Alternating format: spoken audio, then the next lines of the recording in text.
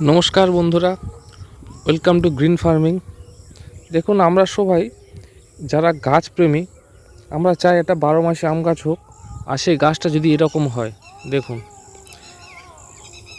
এটা আমার 12 মাসে আম গাছ। আমাদেরকে আগেও দেখেছিলাম, তো দেখুন আম ধরেছে, ছোট ছোট গুটি সেটও হয়ে গেছে, ছোট ছোট গুটি থেকে ছোট ছোট আমও হয়ে গেছে। আবার দেখুন মুকুলও আসছে, এই দেখুন,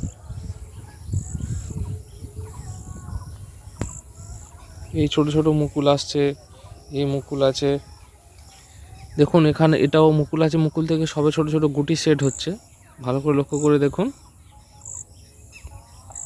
আবার দেখাচ্ছি বড় আমও ধরেছে, এই দেখুন। এগুলো কিন্তু সিজনের আম নয়, এগুলো সিজনের আম নয়। এখন ধরুন জ্যৈষ্ঠ মাসে পড়ে গেছে, আর সিজনের আম গাছ আম অলরেডি হয়ে গেছে ওইগুলো। আর এটা 12 মাসি আম গাছ। তো এখানে দেখুন মুকুলও আছে, আমও ধরছে, মানে একদম পুরো আর কি। যারা 12 মাসি আম গাছ পছন্দ করে, আশা করি এইরকমই সবাই চায়, আমিও চাইছিলাম। আপনারাও পারবেন এই রকম গাছ যত্ন করে তৈরি করতে। আগে প্রথমে একটা টব জোগাড় করুন, তবে আমি অ্যাডভাইস করবো 12 ইঞ্চি টব নয়, একটু বেশি বড় যত্নের টব হবে, মানে বড় যত টব হবে আর কি। ওই জলের ড্রামগুলো কেটে দেয় না, ওই বড় বড় জলের ড্রামগুলো কাটার পর হাফ পোর্শনটা আর কি নেবেন, নিয়ে এবং গোড়াটা দেখাচ্ছি। এরকম গোড়াতে গোবর সার দিয়েছিলাম, পুরোটা গোবর সার আছে আর খোল দেওয়া আছে। আর এই পোর্শনটাতে এখান থেকে কিন্তু হিউমিক অ্যাসিডটা দেবেন, ব্যাস। এটা হচ্ছে গোড়ার যত্ন, মানে টবে যখন মাটি তৈরি করবেন, সে মাটিতে যেন গোবরটা বেশি থাকে। 100%-এর মধ্যে 60% গোবর থাকবে, আর বাকি মোটামুটি 20% থেকে 30% মাটি থাকবে, আর বাকি অন্যান্য সারটা দিলে আরও ভালো হয়। আর সেই সঙ্গে কিন্তু গাছটা লাগানোর পর, সেট করার পর মোটামুটি ওই হিউমিক অ্যাসিড গোড়ায় অবশ্যই দেবেন।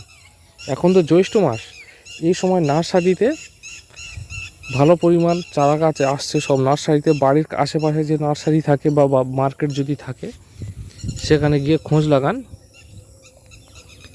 আর গাছ কেনার সময় একটা জিনিস আপনাদেরকে বলবো, এরকম ছোট কচি পাতা দেখে নেবেন না, এইরকম পাতা দেখে গাছ নেবেন না। এরকম গাছ পাতা যদি কেনেন, তাহলে এই পাতাটা যখন ম্যাচিওর হবে, যখন এই রকম পাতা ম্যাচিওর হবে, তবে কিন্তু এরকম মুকুল আসবে। আর যদি এরকম মুকুল অবস্থায় কেনেন, তাহলে বাড়িতে আসবেন, গাছ লাগাবেন, দেখবেন যে আম হচ্ছে না, পড়ে যাচ্ছে। এটা স্বাভাবিক হয়, স্বাভাবিক ঘটনা, কিন্তু ট্রিটমেন্ট করতে হবে, ট্রিটমেন্ট করার পর তবে পাওয়া যাবে। আর সব থেকে ভালো হচ্ছে এই রকম কন্ডিশনে গাছ কেনার। পাতাটা এইরকম পুরানো পাতা থাকতে হবে, এরকম পুরানো পাতা, ডালপালা বেশি না থাকলেও হবে। এইরকম পাতা দিয়ে যদি গাছ কেনেন, তাহলে দেখবেন বাড়িতে আসার পর মুকুল আসবে, আর ট্রিটমেন্ট করবেন, দেখবেন সবচেয়ে ভালো বেশি ফল পাওয়া যাবে। তো গাছ কেনার পর এইভাবে আপনারা গাছের যত্ন করুন, দেখবেন সবচেয়ে ভালো হবে। আর এই দেখুন, এইটা হলো আমার সাইজও ভালো, প্রচুর আম ধরে গেছে।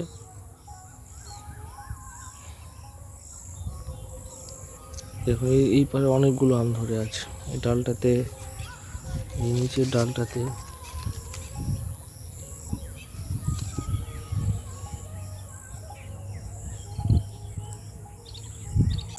আর আমার বাগানের আরেকটা জিনিস আপনাদেরকে শেয়ার করব, G9। এই আমার প্রথম ফুলেছে G9।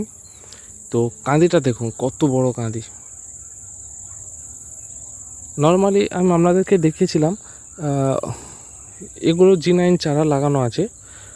তো ওখানে আমার সিঙ্গাপুর আছে, কাঁঠালি আছে, ওগুলো আমি দেখিয়েছিলাম। সিঙ্গাপুরও কাঁদিটা আছে, কিন্তু এতটা বড় হয়নি। কিন্তু এটা যত বড় হয়েছে, এটা দেখুন মোটামুটি 10 ফিট অলরেডি হয়ে গেছে।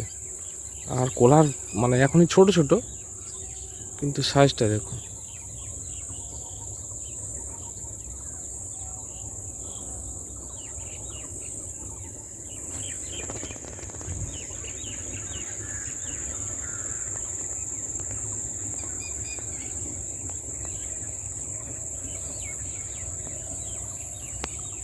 এটা এখন G9, এখনও কিন্তু পড়ছে, শেষ হয়নি। অলরেডি 10 ফেনি পড়া হয়ে গেছে। তো আমি দেখিয়েছিলাম আমার বাগানের ওখানে একটা ছিল যে 12 মাসি আম গাছ, সেখানে ফুলেছে 12 মাসি আম গাছ, সঙ্গে এই গাছ আছে। আরও অন্যান্য বিভিন্ন ধরনের গাছ আমি বাগানে লাগিয়েছি। তো গাছ আমার ভালো, একটু সবজি গাছ আছে, আরও কুল গাছ আছে, আর অন্যান্য সবজির গাছও আছে। আপনাদেরকে রেগুলার আমি শেয়ার করি। তো আপনারা যারা গাছ প্রেমী, গাছ ভালোবাসেন, আপনারা আপনাদের টবে বা ছাদ বাগানে বড় টবে বিভিন্ন ধরনের সবজির গাছের সাথে সাথে ফল গাছ যদি লাগিয়ে থাকেন, ফল গাছ তো লাগান, ফুল গাছও লাগান, আমি চাইবো সবজি গাছও লাগান। বিভিন্ন ধরনের ছোটো ছোটো সবজি গাছ, যেমন ধরুন এই পুঁই শাক গাছ, বুঝলেন, এই ধরনের পুঁই শাক গাছ যদি দেন, দেখুন ছোটো টবে পুঁই শাকও দিতে পারেন, টবের মধ্যে পুঁই শাক। তো আমিও দিয়েছিলাম, দেখলাম যে মোটামুটি বাগানে দিয়েছি, হয়েছে বেশ ভালো। বললাম এটা আমি রেগুলার আপডেট দিতে থাকবো। আর ছোটো চারা গাছ আমি কীভাবে বসিয়েছিলাম পুরো আপনাদেরকে ডিটেলস আমি আরেকটা ভিডিওয়ে জানাবো। আমি এই চারা তো আরও বসাবো, আরও আমার প্লেস আছে যেহেতু ফাঁকা জায়গা, তো আমি আরও বসাবো। এই সকলে সুস্থ থাকবেন, ভালো থাকবেন। আপনাদের প্রিয় গাছ, ছাদ বাগান, ফুল বাগান ফুল ফলে ভরিয়ে তুলুন। সকলকেই ধন্যবাদ।